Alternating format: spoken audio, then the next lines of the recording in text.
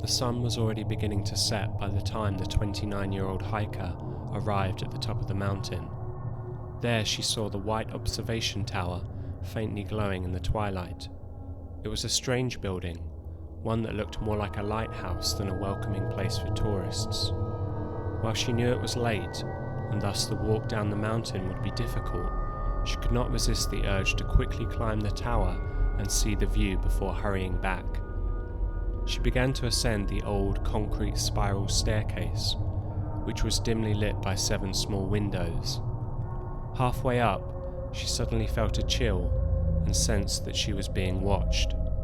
Looking further up the staircase, she locked eyes with a long-haired woman sitting on the stairs. There was something strange about her neck.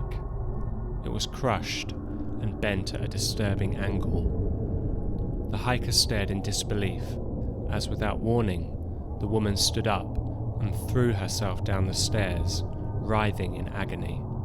Just before her tumbling body hit the hiker, she vanished, leaving the hiker alone on the staircase as a single scream echoed around the dark tower.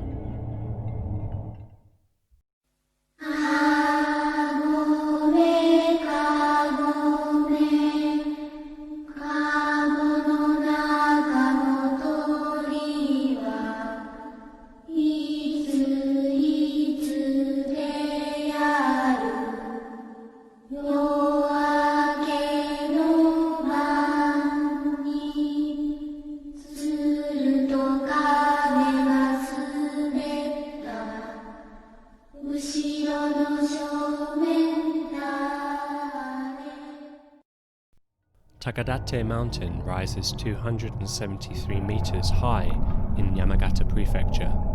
On one of its faces, the Daihoji clan built Ora Castle, and its mountainsides would become a battleground during the Sengoku period. 40 minutes up the mountain there is an observation tower. It looks out over the Kamo Port, the Shonan Plain, Mount Chokai, and Mount Gasan.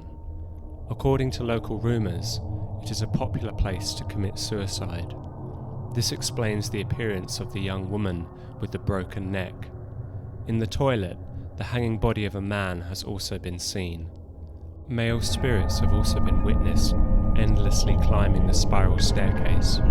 Perhaps they are doomed to repeat the final actions of their lives, to climb the spiral staircase, around and around, until they miserably throw themselves from the roof. In the 7 windows of the tower, the faces of spirits have been observed. Some have also reported that faces have appeared from within the cold, barren walls of the inside of the tower.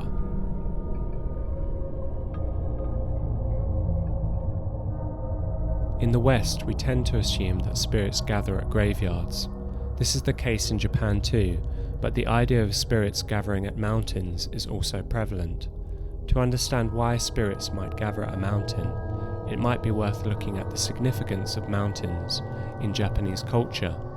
Obviously, mountains have been worshipped as holy places around the world, and in Japan too, it is common to find shrines at mountain peaks, which venerate the god of the mountain. Mount Fuji, being one of the 3 holy mountains in Japan, was a common destination for Shinto pilgrims. Indeed, it wasn't until 1868 that women and foreign people were allowed to climb Mount Fuji.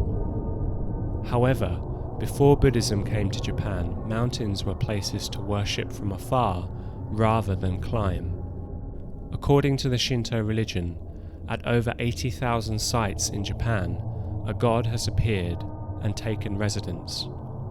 Many of these sites are on or near mountains. Sometimes these gods appeared naturally, almost by accident.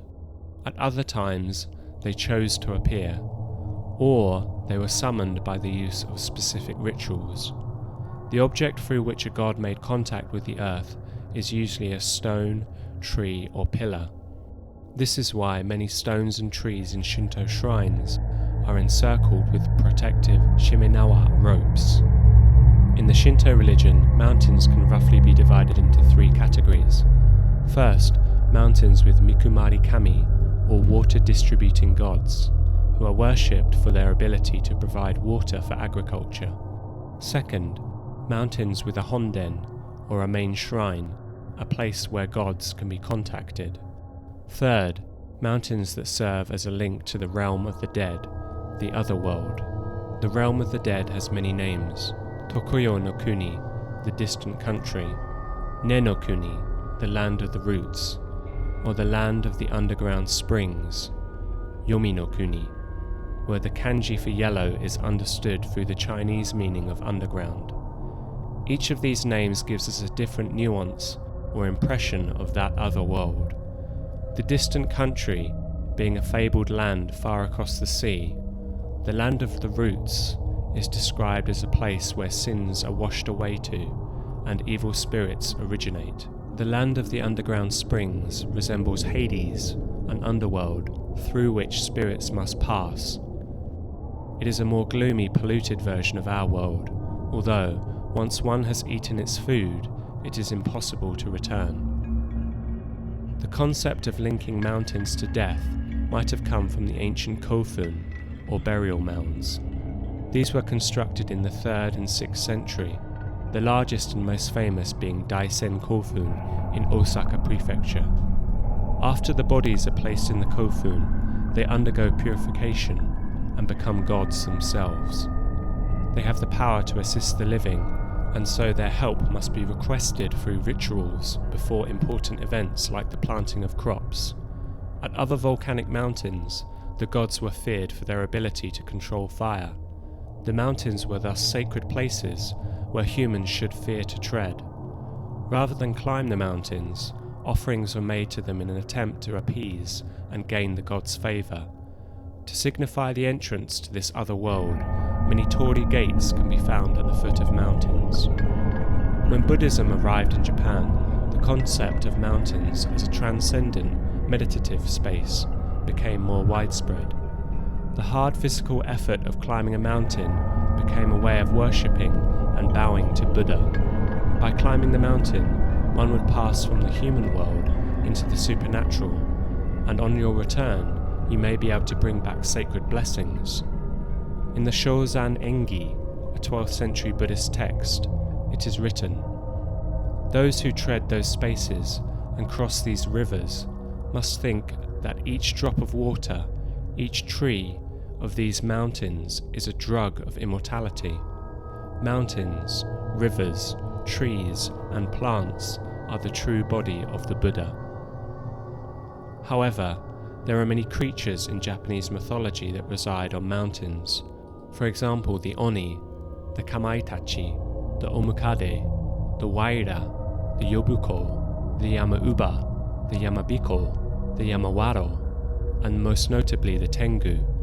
Tengu were once thought to resemble a cross between a human and a bird, but over time it came to take the form that they are known for today.